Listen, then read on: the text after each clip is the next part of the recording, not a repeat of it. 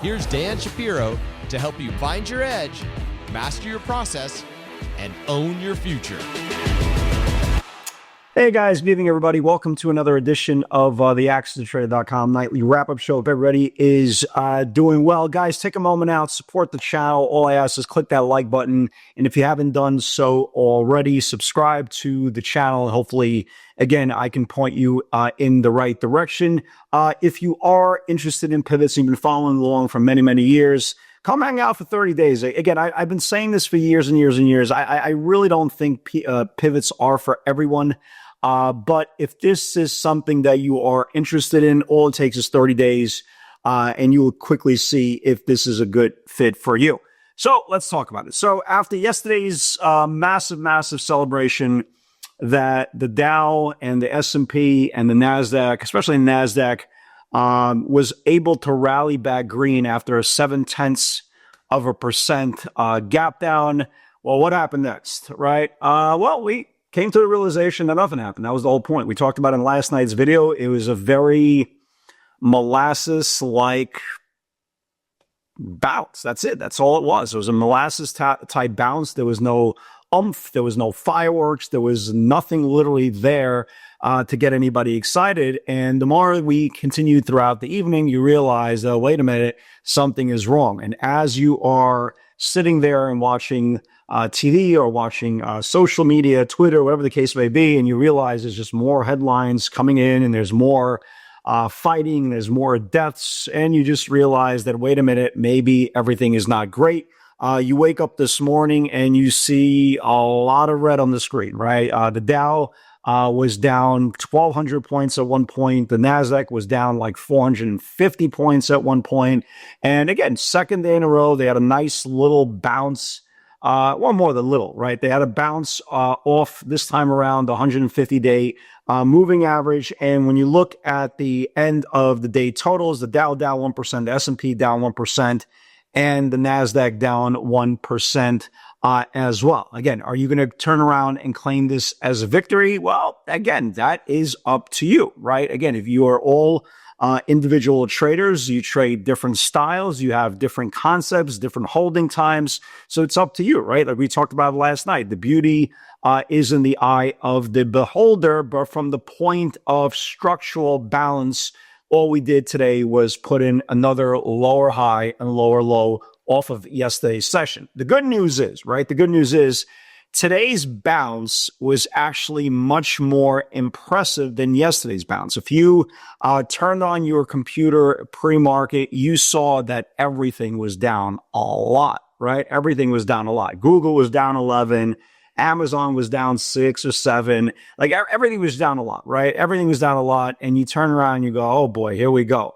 And the problem with today's open from a trading point of view, and we discussed this at Morning Strategy, that I didn't feel like the average true range was justified on majority of names hitting them into opening range lows only because their average true range completely engulfed what a normal trading day would be. As it was possible, could they have gone lower? Sure, but we anticipated a potential, at least some short covering rally. It turned into a lot more than a short covering rally. Again, there's some names that definitely stood out today. PLTR continues to benefit from wartime headlines. You had a nice little rotation today in some beat up software names. Microsoft had a nice bounce. NOW had a nice bounce. But again, where is the celebration? These stocks are destroyed, right? Again, destroyed. It's not like, it's not like these things reclaim back major levels. Okay, rotation came back into these things. Again, no matter what the market is, you're going to have pockets of strength, and that's exactly what you saw here. But again, names that continue to go lower, you can see, yes, off their lows, but absolutely. Again, lower highs, lower lows. Google, again, despite bouncing off the lows, looks terrible. Look, Google saved, and just watch this level, guys. So you see how Google saved the 200-day moving average? The same thing happened today with Tesla. Tesla got saved at the 200-day moving average. Again, these are aggressive kick saves, and on the surface, it's great.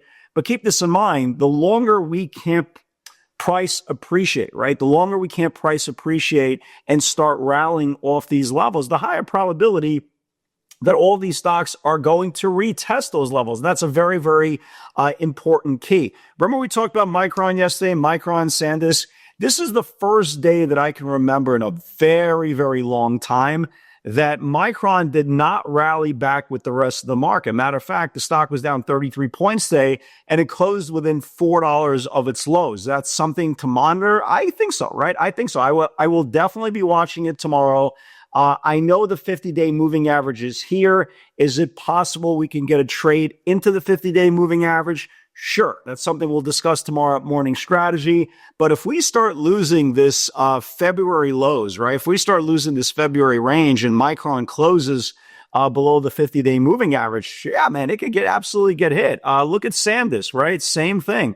These stocks just did not participate in a rally. Is it possible that this is finally money coming out of storage into anything? Let's just call it software, right? At least today's stock du jour. Sure. So the same notes that we saw on SanDisk and Micron, I am definitely watching the same thing for Tesla, definitely watching the same thing for Google as well. The one name that continues to get rejected at its top of its range from last week and just holding formation is Coinbase, right? As much as we've seen some pretty aggressive selling here in the last several days, Coinbase has just been kind of, as the kids say, chilling, right? It's been chilling. It's been just sitting here underneath the 34 EMA. It's been rejected at the same level 3 times. Keep an eye on this thing in the next couple of days. If it could finally reclaim back last week's highs, maybe this thing kind of wakes up. Obviously, it's going to need Bitcoin to kind of get this thing going, but it's very, very important to kind of watch this thing. Is it possible Microsoft has a day 2 tomorrow? We'll see. We'll see. Again, it got rejected at the 20-day moving average. So for Microsoft to have a day 2 tomorrow, it's going to need to reclaim back the 20-day moving average for a higher move. Meta is getting interesting. And the reason why Meta is getting a little bit interesting, you can see here, it keeps on getting rejected on all this supply. Now, again, it's not, in my opinion, Meta is not going to be, if there is a rally, right? Let's just start there. If there is some sort of real bounce back in the technology space, you can see here, there's been literally one red candle in the last 1, 2, 3, 4, 5, 6, 7, 8, 9, 10. So the last 9 out of 10 days on Meta has produced a higher close than open. So again, it's kind of like what the Microsoft scenario, if there is some sort of bounce in the next couple of days, and again, I say that with grain of salt, I want to watch it. I want to watch it because if they could clear back the 50-day moving average on the close, maybe this thing kind of moves up as well. But the key metric I am definitely watching for the next couple of days is Tesla. Guys, if you think the 50-day moving average is important and the 50-day moving average, the stock went from 444, kind of where it is today. If this thing loses the 200-day moving average with both hands, right? With both hands. We saw some pretty aggressive put buying coming in for I think it was either the April 16 or the April 20. You have to check the option chains. But we saw some 365s, some 370 puts coming in with 2 weeks worth of expiration. Kind of a big deal, man. So you definitely want to watch it. Again, any close on Tesla below the 200-day moving average, that's not going to be pretty. You got Google, literally the same thing, right? Google got a stick save. Just like Tesla today on the bounce, it held the 200-day moving average. If this thing loses the 200-day moving average, you definitely want to be a seller there as well. Apple, for the last couple of days, has been holding on, right? Holding on to the 100-day EMA. It's getting rejected off the 50 and holding the 100. Something has to give here. Again, it's another one of those scenarios. If the market rallies and reclaims the 50-day moving average, it could be something to watch. The name that is standing on business, again, as the kids would say, is Circle. How impressive is this, right? Ever since it came out with earnings, man, it's been in its own ecosystem. Really, really strong name, very, very methodical. It's kind of doing what it wants to do.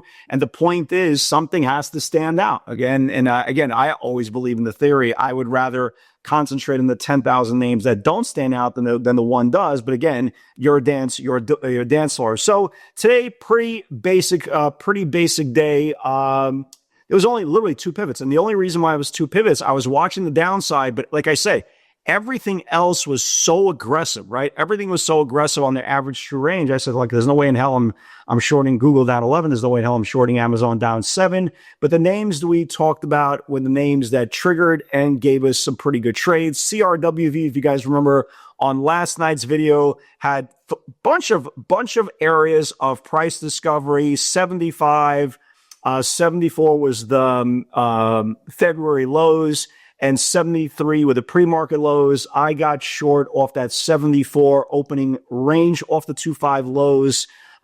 My lows cover was in the 70, 60, 70s area. Beautiful trade. I mean, beautiful move. And Tesla, I traded Tesla today 4 times. And it's so funny, but Tesla was down like 15 points. And I was like, hey guys, how bad do you want to short this thing into weakness? And then I realized, well, it's Tesla, right? So I actually shorted the first time off the pre-market lows, 390, and it snapped back on me. I lost about $1. And then it started losing the previous channel's low. So I got back into it, started losing 388, went all the way down to 385. And then I rejected another like 2-3 times for some cash flow. But the big news here on Tesla is, again, it continued to hold the 200-day moving average. That is going to be, guys, a massive line in the sand. So tomorrow, let's see if there is a dead cat bounce. We'll watch it. Microsoft looks interesting. PLTR looks interesting, but continues to hold very, very well. The names and also Coinbase, if it could get back above last week's highs, and names that I'm definitely watching to the downside is Google to lose the 200, the Tesla lose the 200. Avago, Broadcom has earnings tomorrow. Obviously, that is going to be a spark plug into the semiconductor space. We'll see exactly what is going on there. Obviously, with the news of war and fighting and this and that, there's a lot of moving parts. And guess what, folks? Whether you're trading 2 weeks or 20 years, this is literally what you signed up for, man. This is literally what you signed up for. But the big picture is we continue to put in lower highs and lower lows, despite pretty good snapbacks after the gap downs. But keep this in mind, folks. We lost the 50-day moving average, not on the Iran talks. We lost the 50-day moving average on an exceptional earnings report from NVIDIA. Again, take that however you like. So I'm always prepared on both sides. Again, if you are interested in pivots, guys, come hang out for 30 days, see if it's a good fit for you. And maybe this is something that could finally push you and jumpstart your career. Guys, have a great night, everybody. God bless, and I'll see you all in the field tomorrow.